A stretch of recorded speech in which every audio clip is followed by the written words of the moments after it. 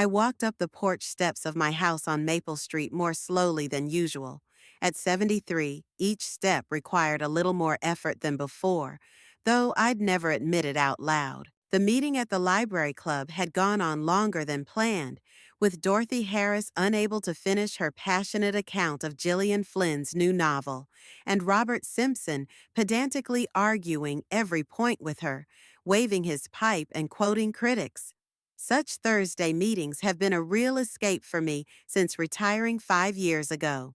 38 years as a librarian at the Hillview City Library had taught me the value of good literature and intelligent conversationalists. Now, as the days dragged on with a monotonous succession of household chores and occasional trips to the store, these evening book discussions made me feel alive and needed again. Dorothy was especially verbose today, talking about the psychological intricacies of the main character, and I was mentally comparing the family's problems with my own.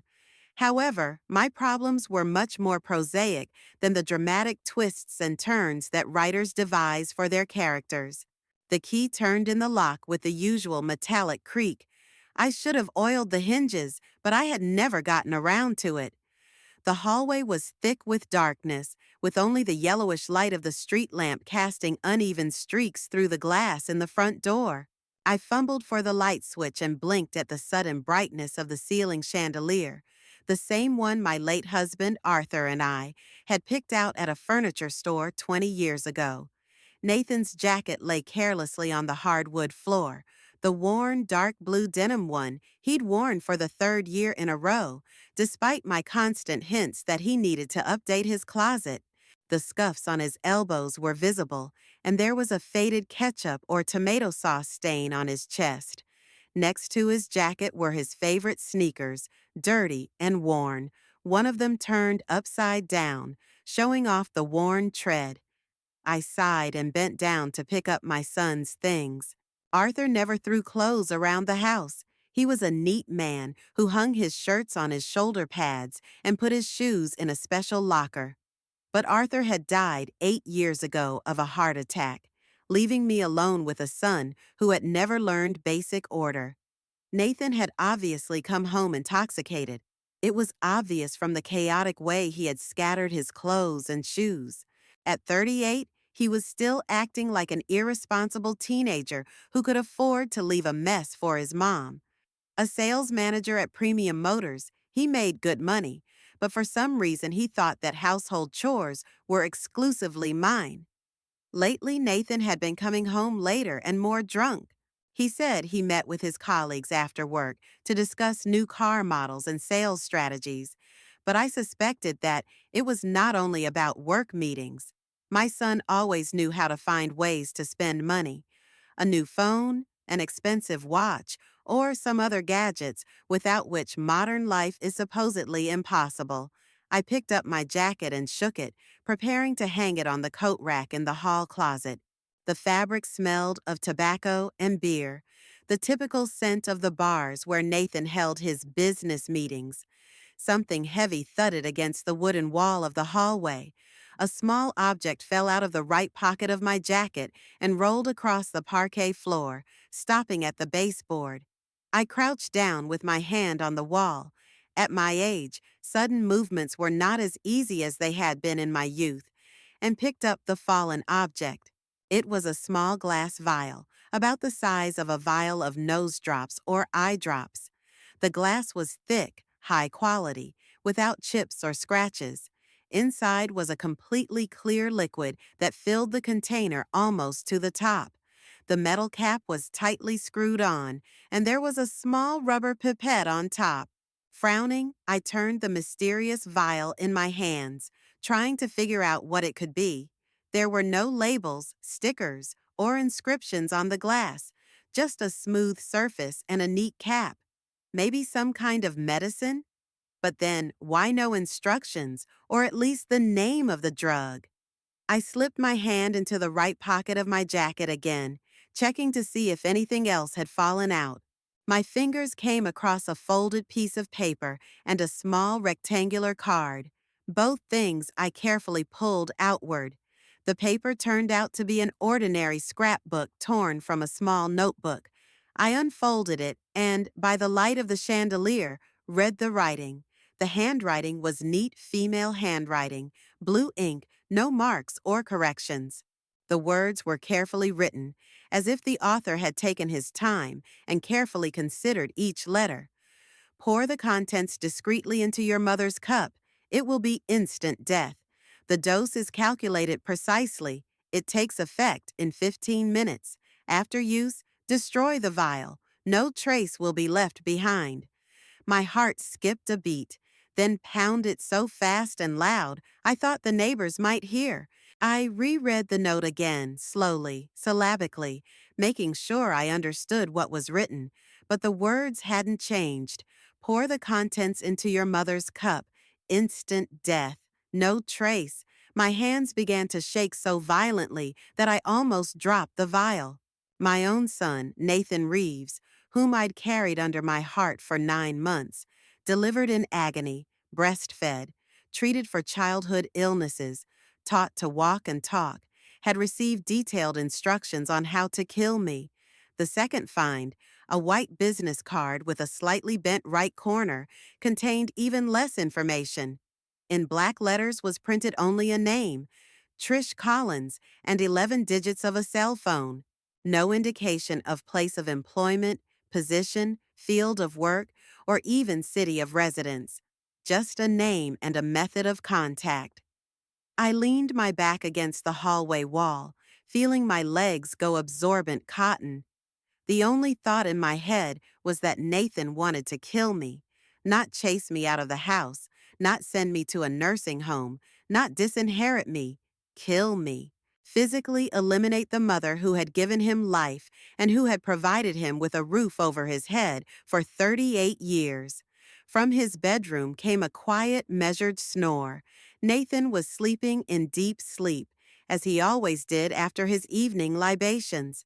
Tomorrow morning he would wake up with a heavy head, take a shower, drink strong coffee with aspirin, and complain about how he felt.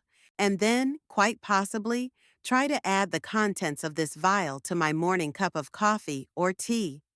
I clenched the note in my fist, then carefully smoothed it back out.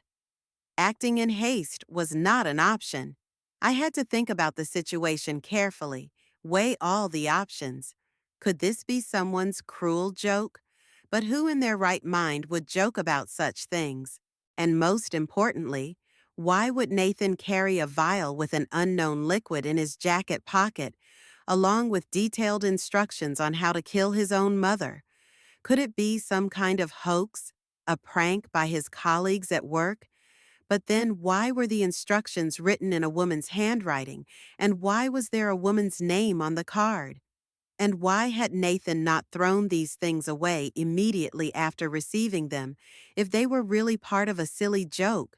My thoughts were confused, and my heart kept pounding with redoubled vigor. In my 73 years, I'd been through a lot: the death of my parents, illness, financial hardship, the loss of my husband. But never before had I faced a direct threat to my own life from the person closest to me. I slipped the note and the card back into the pocket of Nathan's jacket, leaving only the bottle with me. I hung my clothes in the closet as I had originally planned. I put the sneakers neatly on the shelf next to the rest of my son's shoes. Everything looked ordinary and peaceful, as if nothing out of the ordinary had happened. Only the small glass vial in my hand served as tangible proof that my normal life had just been turned upside down. I slowly made my way up the stairs to my bedroom, holding this deadly find like a sacred relic. In the bedroom, I turned on the table lamp with the floral shade Arthur's 50th birthday present and settled into my favorite armchair by the window. I placed the vial on the table next to my reading glasses and blood pressure medication. In the soft light of the lamp, it looked deceptively harmless, like a bottle of vitamins or cold drops. I sat in the chair until the wee hours of the morning, turning the vial in my hands and trying to figure out how it had come to this. It was getting light outside the window, the first rays of sunlight painting the sky over Hillview a soft pink, and I kept thinking and thinking about what could have driven Nathan to such extreme measures. For the past few months, my son had been acting really strange. He used to ask for money from time to time, either for car repairs, for a new suit for work, or for some urgent expenses. I usually gave him the right amount, realizing that I would hardly ever get it back, but I wasn't particularly upset about it. I had a decent pension, savings from my days as a librarian, and enough money for a normal life. But around the beginning of the fall, the nature of these requests changed. Nathan began to ask for money more insistently, almost aggressively. First, he asked for $2,000 for a down payment on a new car. Then he asked for another $1,500 for some urgent credit card payments. And last month, he said he needed $5,000 immediately or he'd be in serious trouble. I remembered that conversation very clearly. Nathan had stormed into the living room where I was reading another novel for the library club, threw some papers on the coffee table, and said that it was nothing compared to the real problems. His face was red, his eyes glittered with an unhealthy sheen, and his hands were shaking with excitement or anger. "I need money, Mom," he said then, without even saying hello. 5,000. Today. I put the book down and looked at him carefully. Nathan looked worried, almost frightened. There were sweat stains on his shirt and his hair was disheveled, as if he had been running or nervous for a long time. "What did you need so much money for?" I asked calmly. "It's none of your business," he snapped. "Just give me the money. You have it."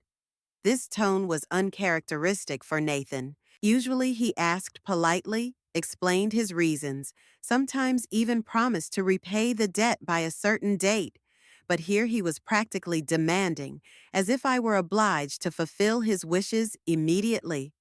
"Nathan, sit down," I said, pointing to the chair across from me. "Let's talk calmly. What's going on?" But he did not sit down. Instead, he walked around the living room, waving his arms and mumbling to himself. Then he stopped in front of my chair and stared at me with a strange expression. "You don't understand," he said slowly. "I'm in really serious trouble. If you don't help me now, it will be too late." "What problems, Nathan?" I insisted. "Debts? Problems at work? Tell me, and we'll figure out how to solve them together." He abruptly turned his back on me and walked to the window. He stood silent for a few minutes, staring out at the street, then turned around.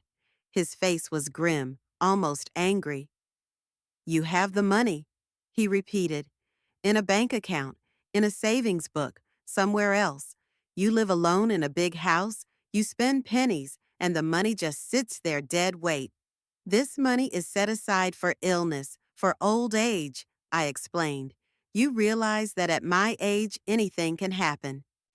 "Anything can happen at your age," he said with an unpleasant grin. "It might not. In the meantime, the money is just lying around." This conversation surprised me very much. Nathan had never spoken about my savings with such greed and calculation before. It was as if he had already considered the money as his own and was just waiting for the right moment to receive it. In the end, I gave him $1,000, less than he had asked for, but enough to solve a really urgent problem. Nathan took the money silently, without even thanking me, and went to his room. I sat in the living room for a long time, wondering what could have changed my son so much. Now, holding the bottle with the unknown liquid in my hands, I realized that that conversation was only the beginning. After that, Nathan began to behave even more strangely.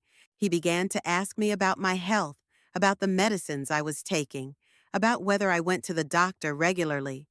At first, I thought he was just showing concern.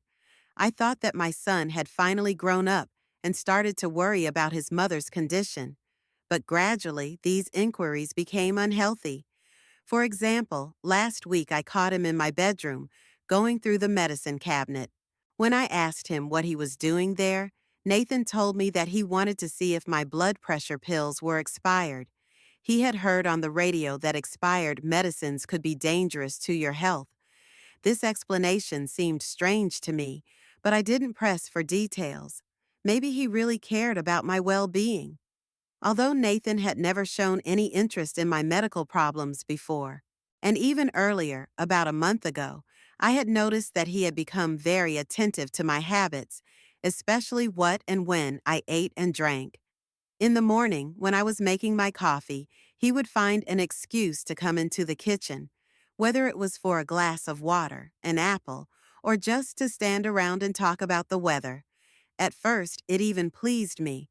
Finally, my son began to pay more attention to me, interested in my life. But now I understood the true motives for this attention.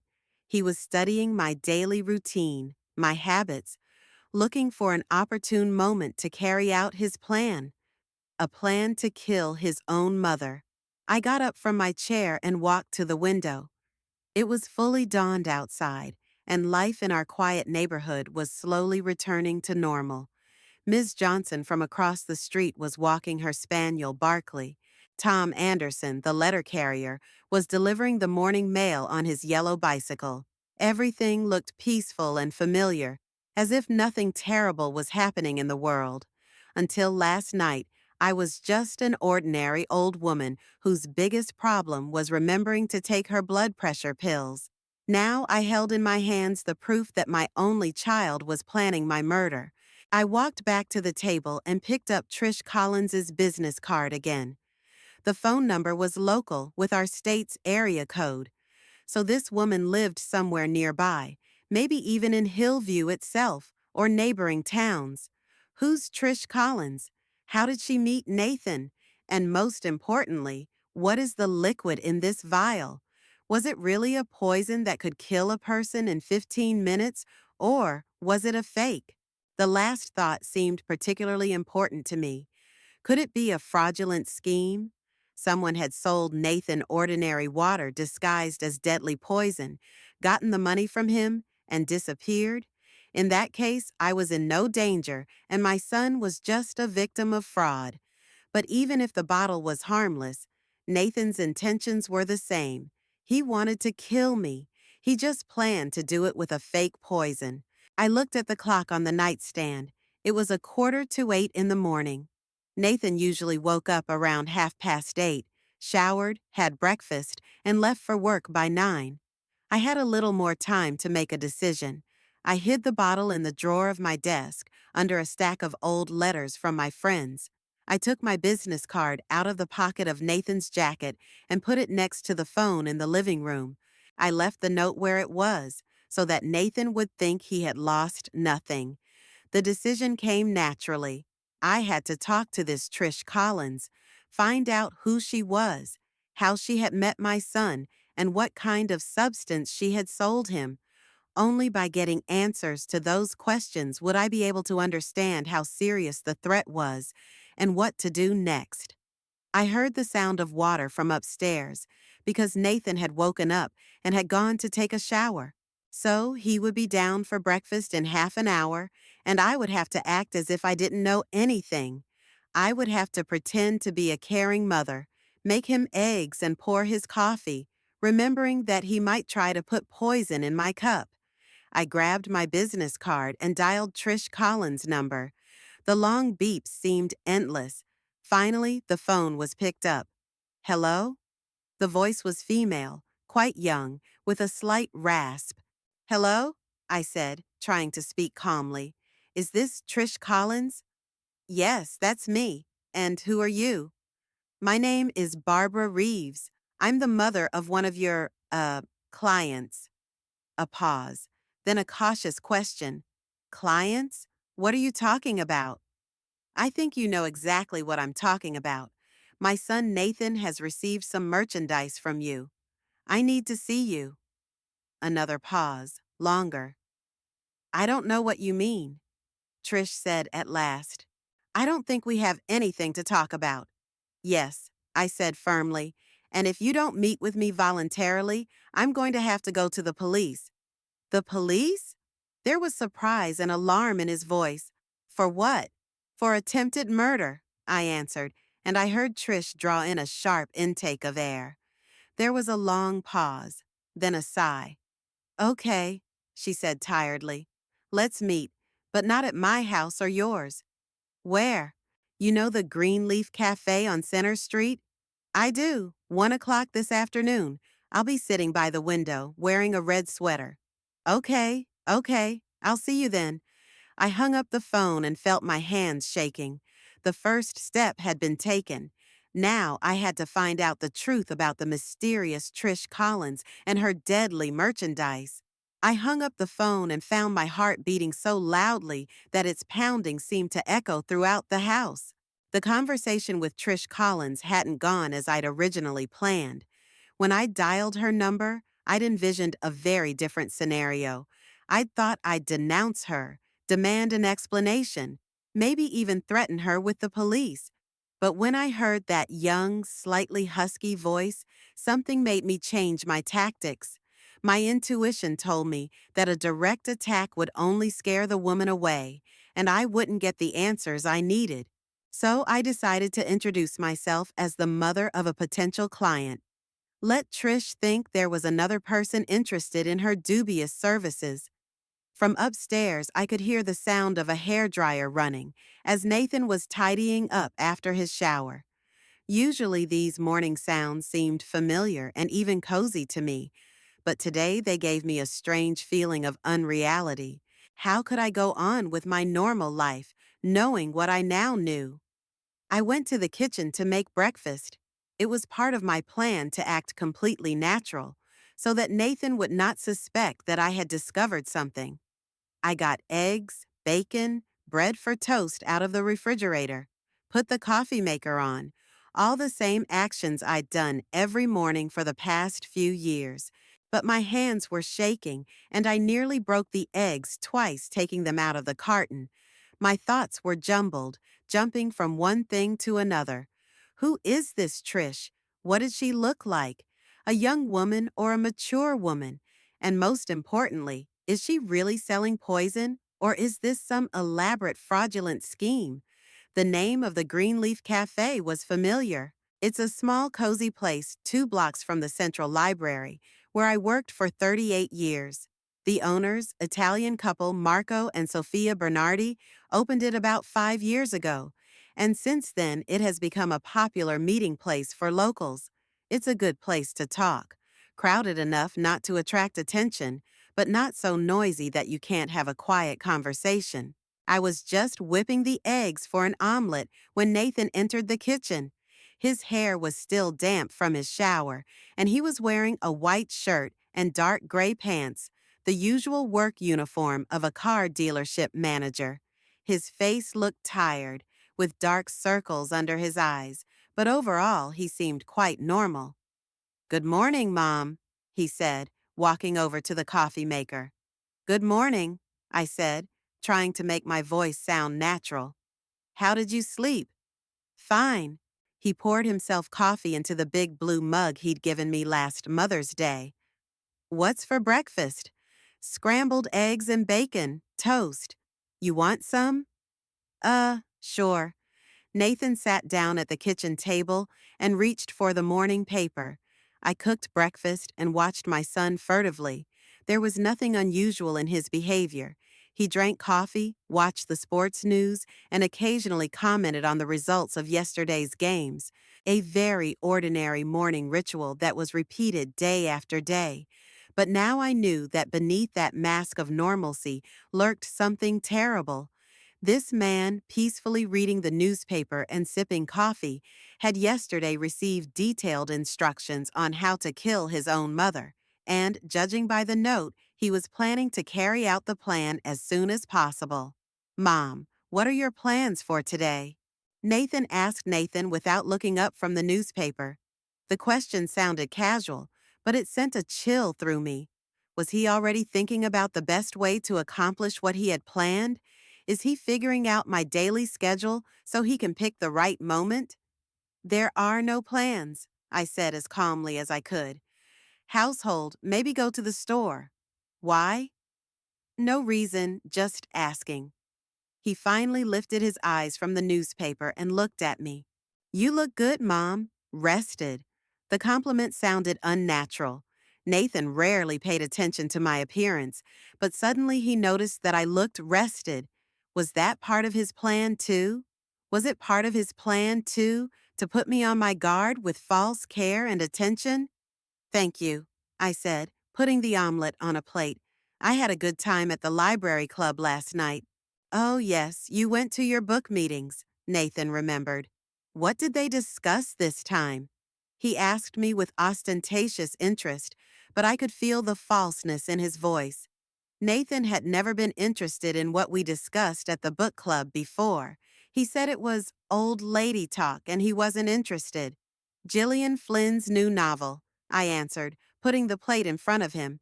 Disappeared, a very psychologically complex book. What's it about?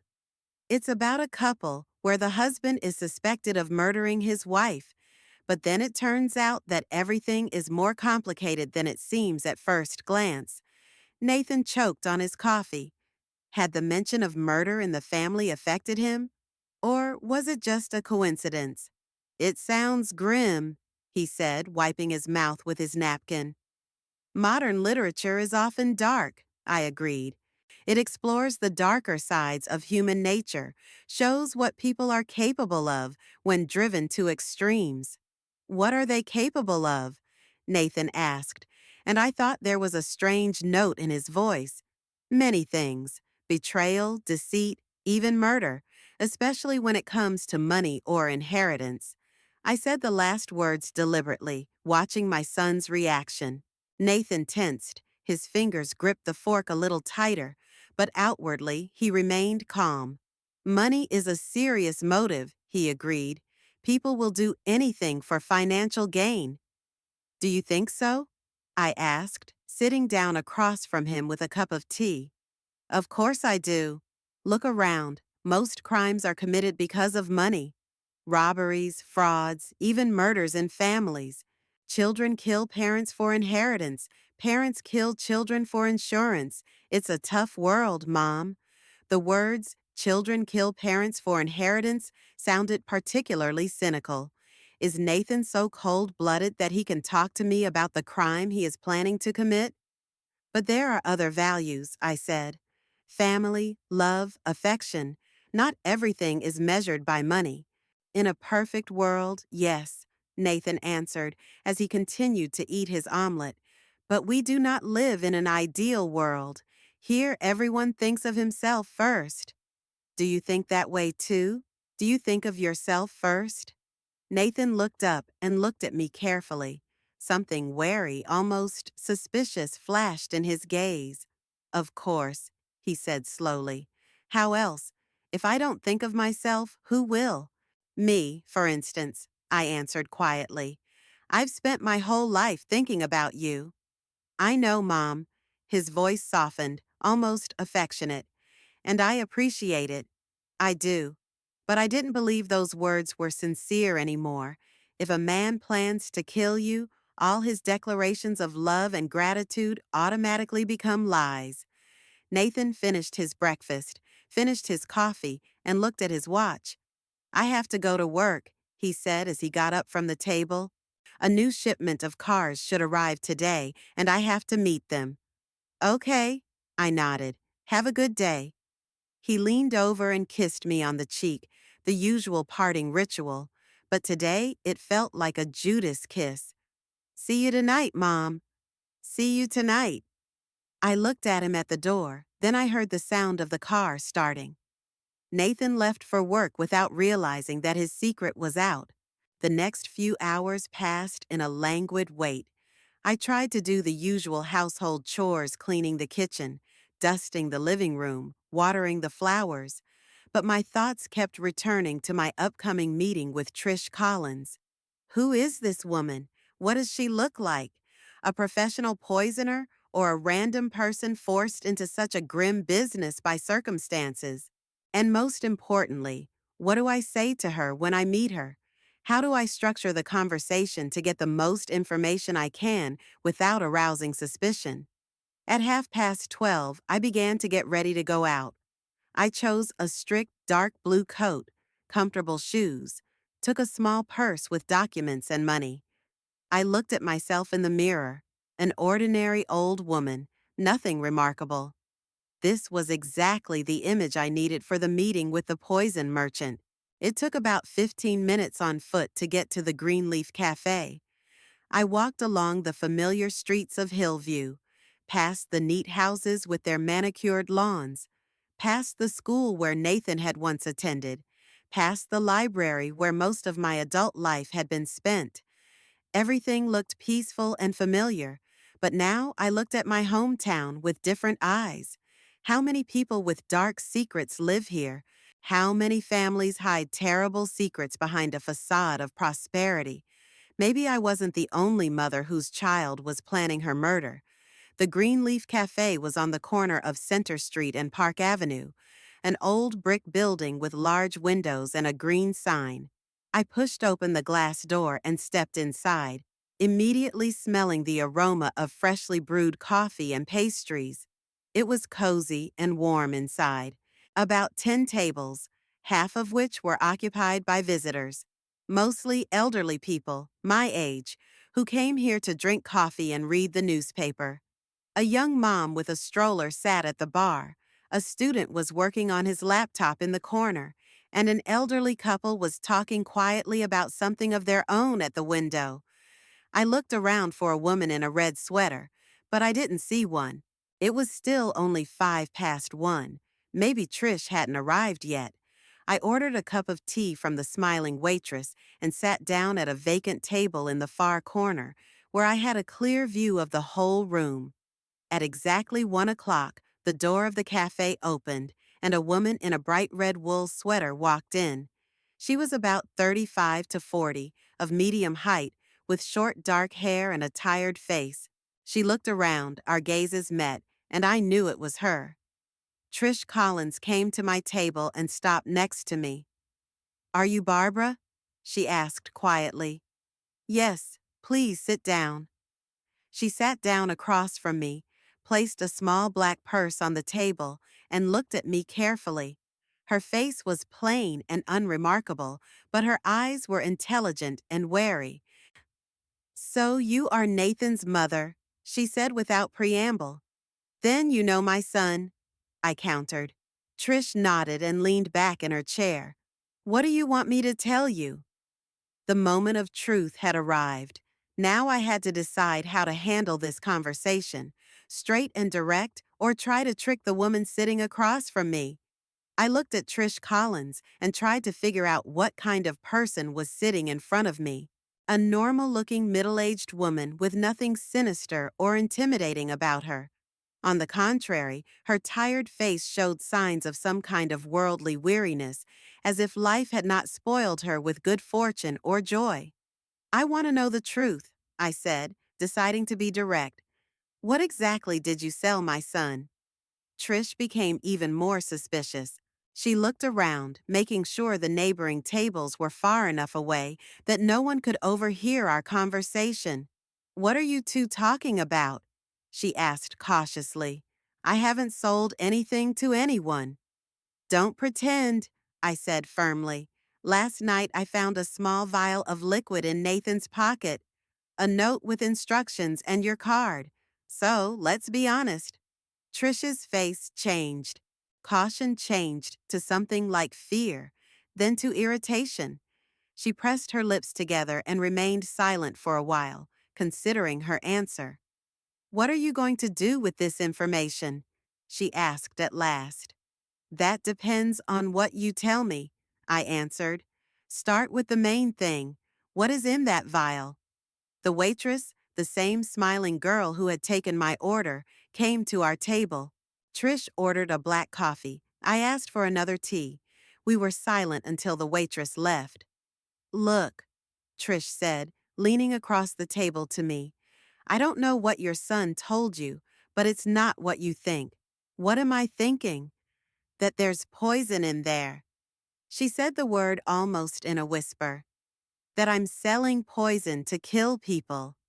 "Isn't that right?" I asked. The note clearly said, "Instant death in 15 minutes." Trish grinned, but it was a bitter, tired laugh.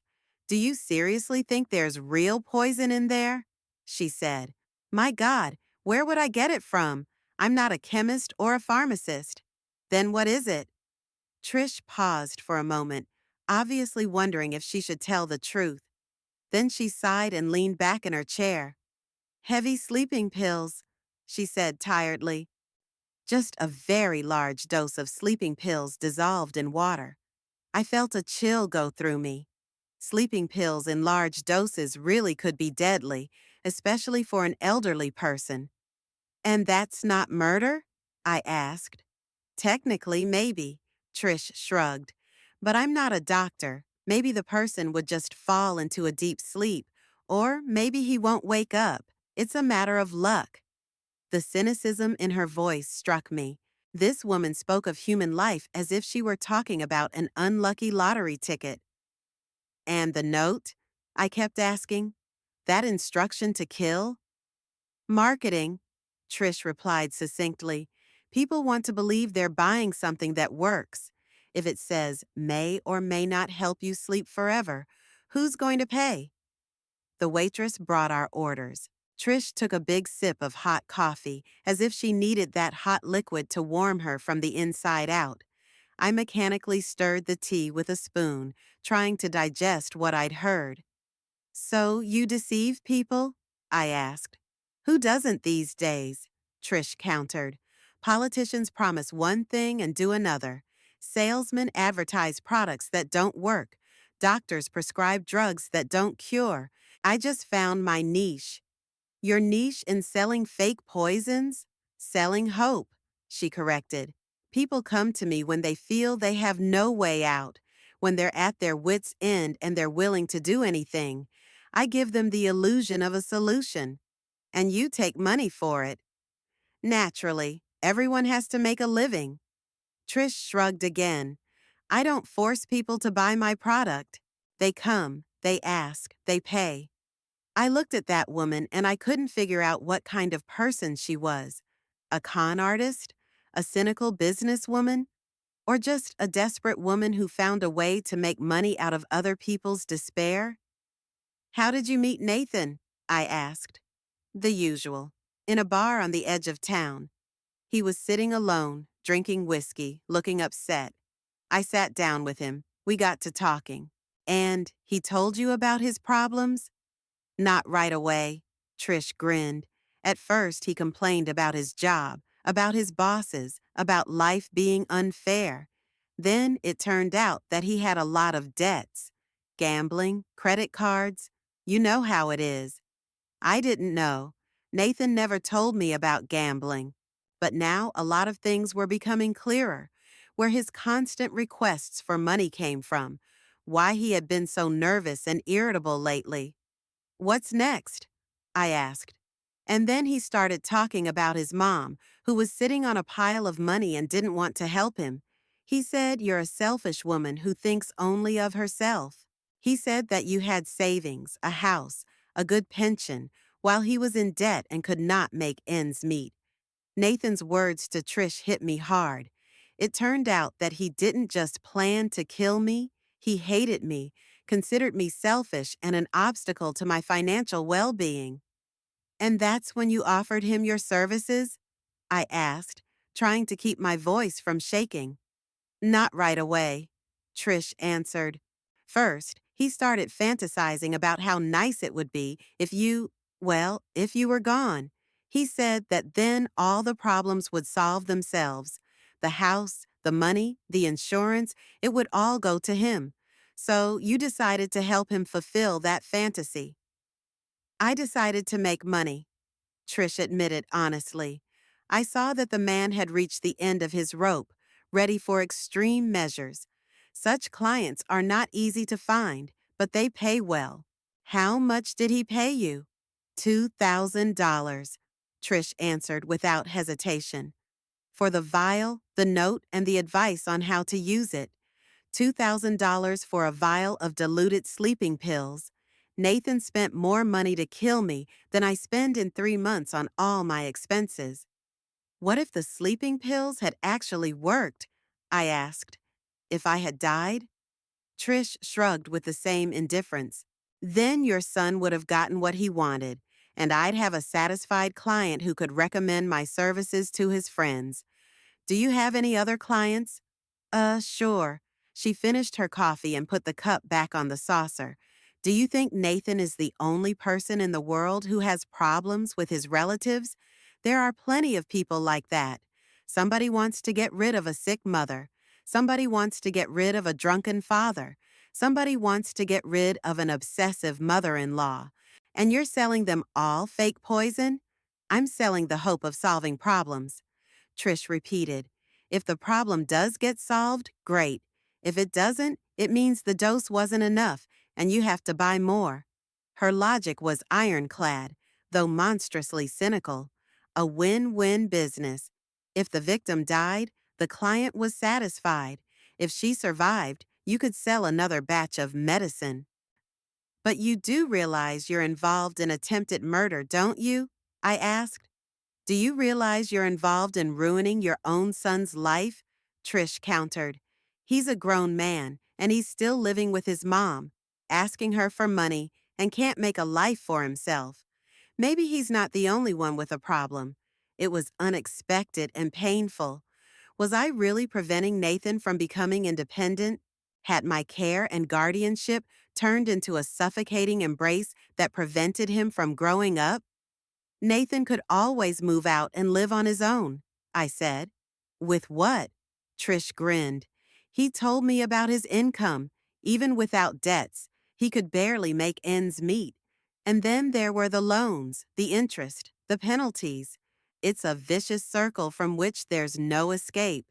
So killing his mother is the only way out?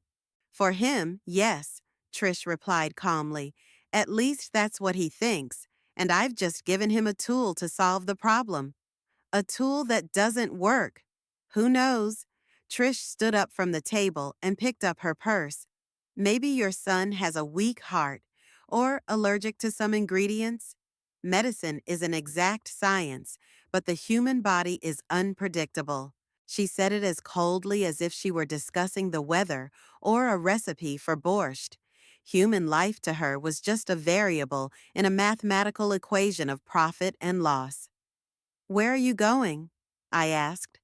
Our conversation is over, Trish said. Your questions have been answered. Now it's up to you to decide what to do with that information. What if I go to the police? What would you tell them? Trish grinned. That I sold your son sleeping pills? That's not a crime. That I wrote a threatening note? Prove that I wrote it. You have no proof other than a vial of harmless medicine. She was right. Legally, her actions were in a gray area. Selling sleeping pills wasn't a crime, and the note could have been written by anyone. But you realize that's wrong, don't you? I asked in a last-ditch attempt to get at her conscience. Right, wrong. Trish shrugged. In this world, everyone survives as best they can. Your son wants to solve his problems at your expense. I want to make money at his expense. You want to save your life at the expense of exposing him. Where's the rightness in that? With those words, she headed for the exit. I remained seated at the table, trying to make sense of what I'd heard. Trish Collins disappeared as suddenly as she had appeared, leaving me alone with the bitter truth about my son and his plans. The vial I had found in Nathan's pocket did not contain deadly poison, but only a powerful sleeping pill. But my son's intentions remained the same. He wanted to kill me. He had paid $2,000 to a woman who sold illusions and false hopes. Now I had to decide what to do with that knowledge. The drive home seemed interminably long, even though it was no more than a 15-minute walk from the Greenleaf Cafe to my house. I walked along the familiar streets of Hillview, past the same neat houses with manicured lawns, past the same school and library, but now everything seemed unreal, like the setting for a play in which I was suddenly the main character. My conversation with Trish Collins had changed my understanding of the situation. It turned out that Nathan had not only planned to kill me, he had also told a stranger what a selfish and greedy mother I was, called me an obstacle to his financial well-being, discussed the details of my life and death in a bar with a stranger. This betrayal was even more painful than the planned murder itself. It's one thing to drive a man so desperate that he's willing to go to extreme measures. It was quite another to calmly discuss those measures with outsiders, turning the death of one's own mother into a business negotiation. I stopped in front of my house and stood on the sidewalk for a while, staring at the familiar facade. A two-story red brick structure built in the 50s. Arthur had bought it when we were married, and we had lived here all our lives. It's where Nathan was born. It's where he spent his childhood. It's where he still lives at 38. Maybe Trish was right. Maybe I was really preventing my son from becoming independent by giving him too comfortable a life. Free housing, cooked food, washed clothes, a mother who is always willing to lend money. Why strain yourself, look for a better job, rent your own apartment, when you can live like a perpetual teenager under your mom's wing? But even if that was true, murder couldn't be the solution. There were other ways to change the situation: an open conversation, a joint search for a way out, in the extreme case of forcing them to be independent. But Nathan chose the most radical way. I went up to the porch and opened the door with the key. The hallway was quiet. Nathan had not yet returned from work. He usually came home around 6 in the evening, but now it was only 3 o'clock in the afternoon. I had time to prepare myself to meet him, to think about my behavior, because now everything had changed. I knew the truth about his plans, and that knowledge was changing the nature of our relationship. It was no longer possible to be naive and trusting. His every word, every gesture, every show of concern was now viewed through the lens of his true intentions. I went into the kitchen and put the kettle on. The familiar ritual of making tea helped me gather my thoughts. While the water boiled, I sat at the kitchen table and tried to plan my next steps.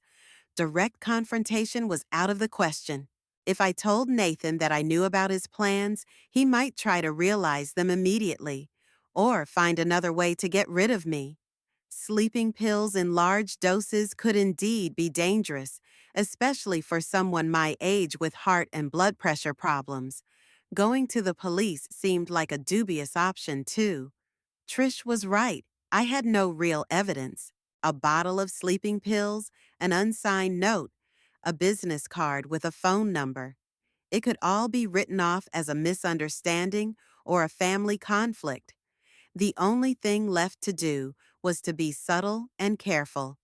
Observe his son's behavior, document his attempts to carry out the plan, maybe even provoke him to more overt actions. Turn from victim to hunter. I found the thought unexpectedly appealing. 73 years of life had taught me many things, including the ability to analyze people and predict their actions. 38 years as a librarian had given me the skills to find information and organize facts. And the detective novels I read for my soul introduced me to the basics of investigative work. Nathan thought he was dealing with a naive old woman who could not recognize a threat. It was time to dispel that misconception. The kettle was boiling, and I brewed myself a strong black tea. It was bitter, but it was just the right flavor for my mood. The sweet illusions were over, and the harsh reality began. I pulled a notebook and pen out of the drawer, the same ones I'd used to make shopping lists and notes on books I'd read. Now I needed them for more serious purposes. Nathan's plan, I wrote on the first page. Below that, I began writing down everything I knew about his actions over the past few months: the requests for money, the interest in my medication, the study of my habits, the meeting with Trish Collins, the purchase of the fake poison. The picture was quite detailed. Nathan planned his actions in advance, prepared systematically. It was not an impulsive decision made under the influence of alcohol or stress. It was a well-thought-out operation, intended for a long period of time, so my response plan had to be no less well thought out. At 6:30, I heard the sound of a car pulling up. Nathan had returned from work. I quickly put my notebook in the kitchen drawer and started to prepare dinner, pretending to be a housewife, busy with everyday tasks. The front door slammed and I heard footsteps in the hallway. Nathan came into the kitchen, tired, slightly disheveled, with a folder of documents in his hand. He looked normal, nothing in his demeanor betrayed that he was planning a murder. "Hi, Mom," he said, kissing me on the cheek. "How was your day?" That innocent question sounded brand new to me. Was he really interested in how I was feeling? Or was he wondering if I'd noticed anything suspicious? "Usually," I answered calmly. "Homework, a little reading. How are you doing at work?" "I'm okay. I sold 3 cars. The bosses are happy." He sat down at the table and reached for the newspaper. "What's for dinner?" "Chicken and vegetables, mashed potatoes. You want some?" "Sure." Nathan unfolded the newspaper, but I noticed that he was not reading carefully, always looking in my direction. I continued cooking, watching my son furtively. His behavior was really different from usual. Before, when he came home from work, he would go straight up to his room, change into his home clothes, and sometimes take a shower. Only then would he come down for dinner. Today, he stayed in the kitchen, even though he was in his work suit. He pretended to read the newspaper, but he was clearly watching my movements. He was especially attentive to my cooking and making tea. "Mom, don't you want coffee instead of tea?"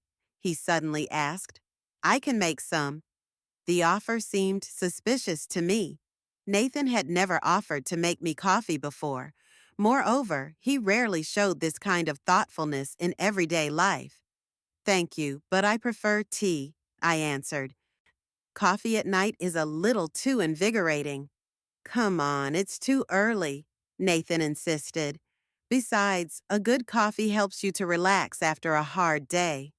Relax is an interesting choice of words, especially since he had a bottle of sleeping pills in his pocket. "No, thank you," I repeated firmly. Tea suited me better. Nathan shrugged and returned to the paper, but I could see that my refusal disappointed him. Perhaps he had planned to add the contents of the bottle to the coffee, hoping that the bitter taste of the drink would mask the taste of the medicine. Dinner went on as usual. We talked about everyday things: the weather, the news from the newspaper, plans for the weekend. Nathan was polite and attentive. He even helped me to clear the table and wash the dishes. This kind of care was also uncharacteristic for him. "Mom, you don't look tired," he said when we had finished cleaning. "Would you like some tea before you go to bed? Or some warm milk?" A second suggestion to drink something during the day. Nathan was obviously looking for an opportunity to add sleeping pills to my drink, but he did not dare to act openly yet. "No, thank you." I refused again. "I would go to bed early tonight and I would not read." "As you wish," Nathan said, but I could hear the disappointment in his voice. He went up to his room and I stayed in the kitchen, thinking about what had happened. My son's plan was primitive and predictable: add sleeping pills to my drink, wait for me to pass out, and then what? Call an ambulance and tell the doctors my mother had a heart attack? Or just wait for the sleeping pills to do their job? Trish was telling the truth. No one could guarantee that a large dose of sleeping pills would kill me. But at my age and with my health problems, that risk was very real. And if I just lost consciousness for a long time, Nathan could use it to make other plans, like transferring my money into his account, or get me to sign a will in his favor, or even fake an accident while I was unconscious.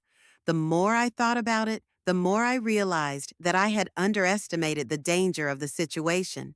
Nathan could be much more creative than I had realized. The next morning, I woke up with a firm decision to put an end to this cat and mouse game. All night I tossed and turned in bed, thinking about the situation from every angle. Nathan's attempts to add something to my drinks could go on indefinitely, and my nervous system would not stand the constant tension and suspicion. Besides, I realized that I wanted to hear an explanation from my son. to find out what drove him to such extremes, to understand his motives, and most importantly, to find out if there was even a shred of conscience and remorse left in him. After my conversation with Trish Collins, I had no illusions about his moral character. Nathan got up at the usual time, took a shower, and went downstairs for breakfast. I made scrambled eggs and bacon, put bread, butter, and jam on the table. It was the same as always, but there was a strange tension in the air that I wasn't going to ignore any longer. "Good morning, Mom," Nathan said, sitting down at the table. "Did you sleep well?" "Not very well," I answered honestly. "I had disturbing dreams." "What about?" he asked me with an ostentatious interest. "About betrayal," I said, staring intently into his eyes. "About people close to you plotting evil against those who love them." Nathan choked on his coffee and coughed. When the fit passed, he looked at me cautiously. "Strange dreams," he muttered. "You must read a lot of detective stories." "Maybe." I got up from the table and went to the window, where there was a pot of geraniums. "By the way, Nathan, yesterday when I was cleaning your jacket, something interesting fell out of your pocket." I felt him tense up behind me. The air in the kitchen seemed to thicken. "What was it?" he asked cautiously. I turned to him and pulled a bottle, a note, and Trish Collins' business card out of my apron pocket. I put it all on the table in front of Nathan. "Here," I said calmly. Nathan's face turned gray. He stared at the evidence in silence for a few seconds. Then he looked up at me. They showed confusion, fear, and something like relief. "I can explain," he said quietly. "I'm listening." "It's not what you think, Mom." He took the vial and twirled it in his hands. "It's not poison." "I know," I nodded. "It's sleeping pills." I had already talked to Trish Collins. Nathan looked up sharply, a look of horror in his eyes. "You talked to her? When?" "Yesterday, after I found these things." I sat back down at the table, not taking my eyes off him. "Interesting woman, very outspoken about business." Nathan put the bottle on the table and ran his hands over his face. He remained silent for a few minutes, collecting his thoughts. Then he sighed and looked at me. "What did she tell you?" "A lot of things, like the fact that you paid her $2,000 for fake poison, and how you met her in a bar, and how you complained to her about your selfish mother who's sitting on a pile of money." Every word I said made him cringe more and more. He lowered his head and stared at his plate of scrambled eggs.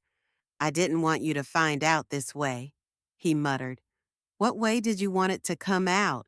I asked. "When I'd be found dead from an overdose of sleeping pills?" "No." He raised his head sharply. "I wasn't going to kill anyone. It was, it was stupidity. A moment of weakness. A moment of weakness that cost you $2,000 and months of planning?" I picked up the note and reread it aloud. "Pour the contents discreetly into your mother's cup. It will be instant death." Very detailed stupidity. His shoulders were slumped and his whole appearance was one of complete defeat. "Tell me everything," I said firmly. "From the beginning. How you met this Trish, why you had to take such drastic measures, what made you think of killing your own mother?" He was silent for a long time, then began to speak slowly, without raising his eyes. "It all started in January. I got into a lot of debt. A lot of debt." "Because of gambling?" Nathan nodded, not surprised that I knew about it. "At first, it was just fun. I went to the casino once a month and bet small amounts of money. But then I got into it. I started playing more often, betting more. I thought I understood the system, that I could win a large sum and solve all financial problems at once. And I lost even more. Yeah. By the end of last year, I was already $15,000 in debt. And in January, I was up another 10,000 trying to get back in. $25,000. That's a lot of money for a man on a car dealership manager's salary. And you thought killing your mother would solve that problem? Not murder, Nathan exclaimed. I never planned to kill you. It was a fantasy, a dream of getting rid of your problems. A very concrete fantasy, I said dryly, with a vial, a note, and precise instructions, and with a payment of $2,000. Nathan was silent again. Then he continued his story, speaking more and more quietly. In March, the people I owed came to see me. They said they were running out of patience. They gave me a month to pay them back, or else, well, they were very persuasive. So, you went to a bar to drown your sorrows? Yeah, it was a bar called the Night Ranger on the edge of town, a cheap place where losers and misfits go. I'd been drinking myself into a stupor, complaining to everyone about my plight. And then Trish showed up. She came over to my table around midnight. Nice looking woman, well dressed, didn't look like a regular at a place like this. She offered to have a drink with me, got to talking. I imagined the scene. My drunken son pouring out his soul to a stranger in a cheap bar. Trish patiently listening to him complain and looking for a way to make money. What did you two talk about? Work first, life in general. I told her about my debts, how I didn't know how to get out of this hole. She sympathized, asked questions, and then she asked me about my family, my livelihood. And you told her about me. Yes. Nathan blushed with shame. I told her that I lived with my mother, who had a good pension and savings, that you didn't want to give me large sums of money, but that you preferred to save for a rainy day. That's true, I agreed. I really didn't think it was necessary to pay your gambling debts. I know, I knew that at the time, but alcohol and despair did their work. I started talking nonsense. What would happen if you were gone? How all the problems would solve themselves. And Trish picked up on that? Not right away. She listened, nodded, sometimes asked leading questions, asked how much money you had, if you had a will, how healthy you were. I felt like she was just being concerned. And then? And then she said she understood my situation, that she knew people who had experienced similar problems, and that there are ways to solve these problems quickly and painlessly. And she offered her services. Not right away. First, she just hinted that she knew people who could help with sensitive family issues. She gave me her phone number, told me to think about it and call if I wanted to find out more. And you did. A week later, debts were pressing, creditors were calling every day. I was desperate and ready to grasp at any straw. Nathan stopped talking and poured himself another cup of coffee. His hands were shaking and the mug clinked against the saucer. What happened during the second meeting? I asked. We met at the same bar. Trish was very specific. Said she could provide a remedy to help solve my problem humanely and safely. Older people often die of heart attacks or strokes. It's no surprise to anyone. And you agreed. Yeah? Nathan hesitated. I said I would think about it, but she was very convincing. She said it wasn't murder, just a way to speed up the natural course of events. That at your age, you could die of old age or illness at any time. At 73, I'm not ready to die of old age. I know. He finally raised his eyes and looked at me. I know, and that makes it worse. Mom, I understand how awful this is, but I wasn't myself at the time. The debts, the threats, the fear. I wasn't thinking straight, but sane enough to pay $2,000 for a vial of sleeping pills. Trish said it would look like a natural death, that the doctors would think you had a heart attack in your sleep. No questions, no investigation. And you believed her. I wanted to believe her. Nathan lowered his head. I needed to believe that there was an easy way out, that it was possible to solve all problems with one action. even if that action was killing my own mother. I told myself that it wasn't murder, he whispered, that it was just an acceleration of the inevitable, that you were going to die soon anyway, and that I was only bringing the moment a little closer. The cynicism of those words struck me. My own son was talking about my death as an inevitability that could be exploited, as a resource that could be accessed early. And what stopped you? I asked. Why haven't you put sleeping pills in my tea or coffee? Nathan was silent for a long time, then he answered, I don't know. It was either cowardice or a remnant of conscience. Every time I wanted to do it, something stopped me. But you haven't given up on the plan completely. No, I kept putting it off, telling myself tomorrow, the day after, next week. I kept the bottle in my pocket as a reminder that there was a way out. And the debts?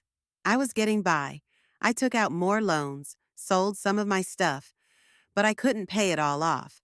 I looked at my son and realized I was looking at a complete stranger. The Nathan I had raised and loved was gone. Or perhaps he had never existed. Perhaps I had just imagined the image of a good son, but the reality was completely different. Nathan, I said slowly, do you realize that nothing can remain the same after this conversation? He nodded, avoiding my gaze. I understand. Good. Then listen carefully to what I have to say, I said, looking Nathan straight in the eyes. This morning I will call the realtor and put the house on the market. Nathan looked up sharply. A look of fear flashed across his face. Mom, what are you saying? Why would you sell the house? Because I want to move to a place where I won't be threatened, I answered coldly. Where I won't have to check every morning to see if my own son put something in my coffee. But this is our home, Nathan exclaimed. This is where you and your father lived your whole life. This is where I grew up. You can't just give up. Yes, I can, and I will. I got up from the table and began to clear the dishes. This house doesn't feel like a safe place anymore. Nathan followed me upstairs, panic on his face. Mom, wait, let's talk calmly. I told you what happened. It was a mistake, a moment of weakness. Nothing like that will ever happen again. A mistake? I turned to him, holding the dirty plates. A moment of weakness? Nathan, you planned to kill me, paid money for it, carried the poison in your pocket for weeks. That's not a moment of weakness. That's a deliberate decision. But I didn't do it. He stepped toward me, holding out his hands. I couldn't. Something was stopping me. Cowardice, I said indifferently. You admitted it yourself. It was cowardice that stopped you, not love for me. No, it was not cowardice. Nathan grabbed my hand. Mom, I love you. I always have. I was just desperate, not thinking straight. I released my hand and stepped away from him. If that was love, I don't want that kind of love. I prefer to live alone, but safe. Nathan sank back into his chair and ran his hands through his hair. Where are you going to move to? To an apartment? A small one, but big enough for one person. I put the plates in the dishwasher and closed the door. Across town, away from you. What about me? He asked quietly. What's going to happen to me? As far as you're concerned, that's not my problem anymore, I answered without turning around. You're a grown man of 38. It's time you learn to solve your own problems. But I don't have money for rent, Nathan exclaimed. You know how much debt I have. I know, and it was those debts that made you plan to kill me. I turned to him. Do you think I want to continue financing your gambling and irresponsibility? I'm not gambling anymore. He jumped up from his chair. I haven't been to the casino in a month. I'm trying to make amends. Maybe, but that doesn't change what you've already done. I took out the notebook I'd been keeping household records in and pulled out a pen. Now, I'm going to make a list of things I need to do before I move. The first line I wrote, call Jack Harris, the name of the realtor who sold the neighbor's house last year. Then I added, Attorney to change the will. Nathan looked over my shoulder and saw the last entry. The will? He asked me hoarsely. Are you going to change the will? Of course. I continued writing without looking up. I couldn't leave all my money to a man who planned to kill me. But I'm your only child. There was panic in Nathan's voice. Who are you going to leave the house and the money to? To a charity, I answered calmly, or to a library, or to an animal shelter. I haven't decided yet. Nathan grabbed his head. Mom, you can't do this. It's not fair. Unfair? I finally looked up from my notebook. Is it fair to plan to kill your own mother for money? I'm repentant. Nathan fell to his knees next to my chair. I'm sorry, Mom. I realize how much I scared and upset you. But give me a chance to make it up to you. The sight of my son on his knees caused me no pity or sympathy, only disgust. This man was as willing to humiliate himself for money as he was willing to kill. Nathan, get up, I said tiredly. Don't go any lower. He got up, but continued to look at me with pleading eyes. Mom, I would do anything to make it up to you. Tell me what I have to do. Nothing. I went back to my list. You've already done everything you needed to do. Showed me your true colors. This is not my true face, Nathan exclaimed. I was desperate. I did stupid things. But deep down, I am still the same person you raised. Deep down, you are a man who would kill his mother for money, I objected. And this knowledge has changed my attitude towards you forever. Nathan remained silent for a few minutes, digesting my words. Then he tried to come at it from a different angle. Okay, let's say you do sell the house and move. But why change the will? After all, I'm your only heir anyway. Who else can you leave your money to? Anyone, I answered. People who didn't plan my death. Organizations that benefit the community. I have tons of options. But this is wrong. Nathan raised his voice. Children should inherit their parents' property. It is the natural order of things.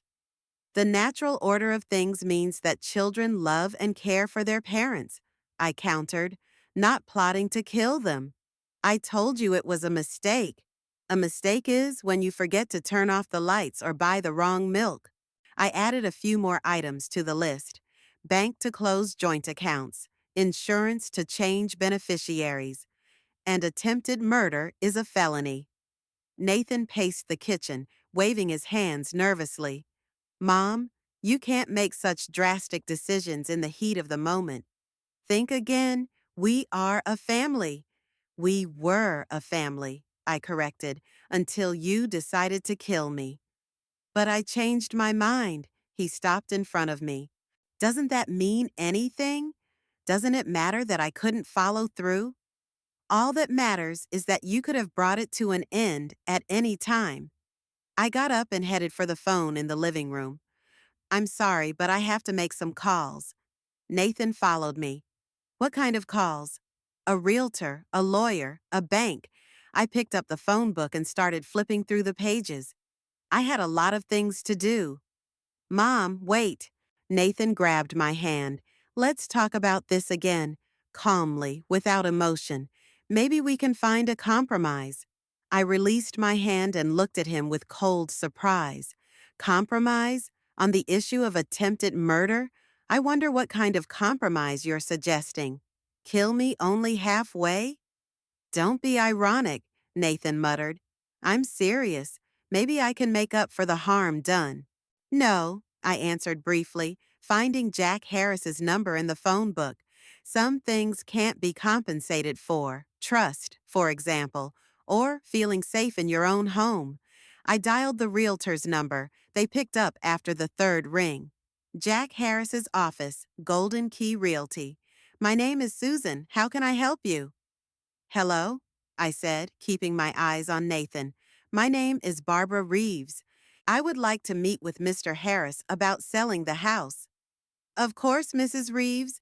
May I have the address of the property? I dictated the address. and made an appointment for tomorrow morning. Nathan listened to the conversation with a look of complete horror on his face. Is it serious? He asked me when I hung up the phone. Are you really going to sell our house? My house, I corrected him. And yes, I am. The appraiser is coming tomorrow morning. But that's crazy. Nathan clutched his head. You're throwing our whole life away because of one mistake. Mistakes can be of different magnitudes, I said, looking through the phone book for the lawyer's number. Your mistake cost me the security of my own home.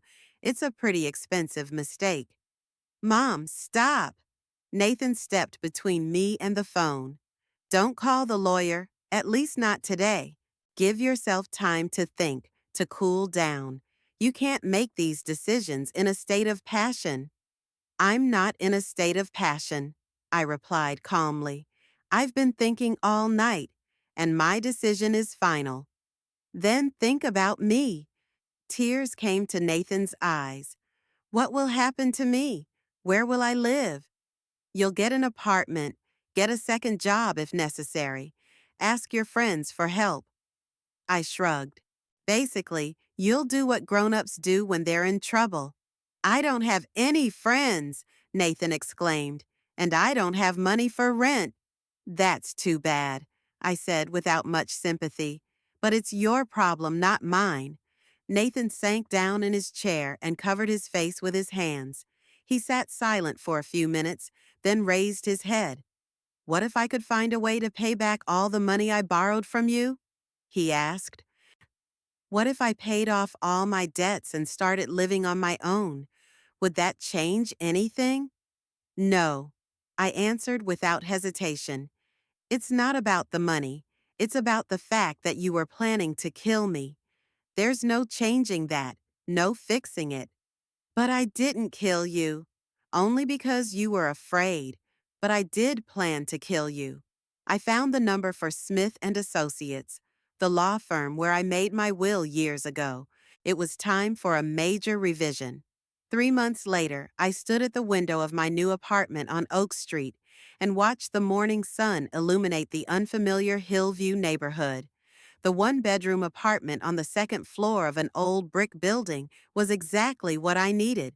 Spacious enough to live comfortably, but not so large that I felt lost. The move went faster than I expected. Jack Harris proved to be a professional at his job. The house on Maple Street sold in 2 weeks to a young married couple with 2 children. They were delighted with the spacious rooms, large kitchen, and manicured garden that I had watered and trimmed for the past 20 years. Watching strangers walk through the rooms where my entire adult life had been spent was not easy. It was especially painful when the new owners discussed plans to renovate the nursery in the room where Nathan had once grown up. But I forced myself not to think about the past, but about the future. A new life where I didn't have to be afraid of my own son. The sale of the house brought $250,000, a sum that would be enough for a secure old age, even without a pension. I bought an apartment for $120,000, and the rest of the money invested in safe bonds. Financial independence gave me a sense of security I hadn't felt in months. The meeting with attorney Richard Smith went off without a hitch. The elderly gentleman who had drafted the will for Arthur and me 20 years ago treated my decision with professional understanding. He didn't ask questions when I explained that I wanted to disinherit my son, but merely remarked that such cases were more common than one might think. The new will was very simple. I bequeathed half of my estate to the Hillview City Library to establish a fund to help low-income readers. The other half to the local animal shelter, where I had once adopted a kitten for little Nathan. My son never received a dollar. He wasn't even mentioned in the document. Nathan tried to contact me in the first weeks after the move. He called my home phone, which I had changed without leaving him a new number. He came to the library where I worked, but the security guard would not let him in at my request. Once he even waited for me at the entrance of my new apartment, but I just walked past, pretending not to notice him. From conversations with neighbors, I learned that for some time he rented a room in a profitable house on the outskirts of the city. He worked two jobs, a car dealership during the day and a pizza delivery service in the evenings. I looked tired and gaunt. Several people asked me why I was not helping my son in his time of need, but I answered evasively that we had a serious disagreement. Gradually, Nathan's attempts to contact me stopped. Maybe he realized the futility of his efforts, or maybe he simply accepted the new reality. I didn't care. I had built my life in such a way that there was no room for the man who planned my death. I furnished the new apartment little by little. I took only the essentials from the old house: Arthur's favorite chair, a few family photos, books, dishes. Everything else I sold or gave away. Getting rid of unnecessary things turned out to be a surprisingly therapeutic process. Together with furniture and knickknacks, I got rid of heavy memories. I was especially careful in choosing new furniture for the kitchen. The old kitchen table, where Nathan had sat the morning I had shown him the bottle of sleeping pills, was a thing of the past. The new table was smaller, designed for one person. At it, I ate breakfast, read the newspaper, and planned my days without looking over my shoulder or checking the contents of my cup. Living alone was not as burdensome as I had expected. On the contrary, the absence of constant tension and suspicion gave me the opportunity to rediscover simple joys: morning coffee without fear of poisoning, evening reading without having to listen for footsteps in the hallway, restful sleep without thinking that someone might hurt me. I signed up for a new book club at the local library and met some interesting people. I started learning Italian at a course for the elderly. I got a cat, a ginger cat named Chester, who quickly became a full-fledged master of the apartment. Simple pleasures, which I had taken for granted before, now had a special value. Sometimes I wondered how my life would have turned out if I had not found that vial in Nathan's pocket. Maybe he never would have decided to kill. Maybe he would have gotten out of debt and stopped seeing me as an obstacle to his financial well-being. Maybe our relationship would have improved. But these thoughts didn't last long. I knew that a man capable of planning to murder his own mother could not change dramatically. Sooner or later, his true nature would reappear. It was better to break off the relationship at once than to live in constant fear and mistrust. One October evening, as I sat in an armchair by the window with a book and a cup of herbal tea, there was a knock at the apartment door. The knock was timid, uncertain. I wasn't expecting guests and hadn't ordered delivery. When I reached the door, I looked through the peephole and saw Nathan. He was standing in the hallway clutching an envelope. He looked much worse than the last time I had seen him at the door. Slim, with sunken cheeks and droopy eyes. The cheap jacket was too big for his gaunt body. "Mom," he said quietly, obviously aware that I was looking at him through the peephole. "I know you can hear me. Please open the door. I need to talk to you." I stood outside the door and listened to his voice. It didn't have the insistence that had been in our last conversation 3 months ago. Just tiredness and something akin to despair. "Mom, I'm not asking you to forgive me or take things back the way they were. Just let me say what I've wanted to say all these months." I didn't answer and didn't move from my seat. "I have a letter," Nathan continued. "I will put it under the door. You can read it whenever you want." I heard the rustle of paper, then the sound of footsteps on the stairs. Nathan had left. The envelope was on the floor by the doorstep. My name was written in familiar handwriting, the same handwriting Nathan used to sign school diaries and birthday cards. I picked up the envelope, but did not open it right away. Instead, I put it on the kitchen table next to the vase of fall leaves I had collected during my walk yesterday. The letter sat on the table for 3 days. Every time I passed it, I saw it out of the corner of my eye, but I had no desire to know what my son had written to me. Whatever it was, Apologies, threats, pleas for help wouldn't change the decision I'd made. In the end, I tossed the letter unopened into the trash. There was no room in my new life for voices from the past, even written ones. In the morning, while finishing my coffee and reading the local news, I came across a small note in the incident section. A young man is in custody for attempted robbery of a grocery store on West Street. Suspect Nathan Reeves, 38 years old, attempted to flee the scene but was apprehended by a security guard. The damage totaled $230. I read the note to the end, folded the paper neatly, and finished my coffee. Then I stood up, stroked Chester's purring face, and walked to the window. Outside the window, an ordinary day was beginning in my new neighborhood. People were rushing to work. Children were running to school. Pensioners were walking their dogs. Somewhere in this same city, my son was sitting in a jail cell, paying for another mistake in his life.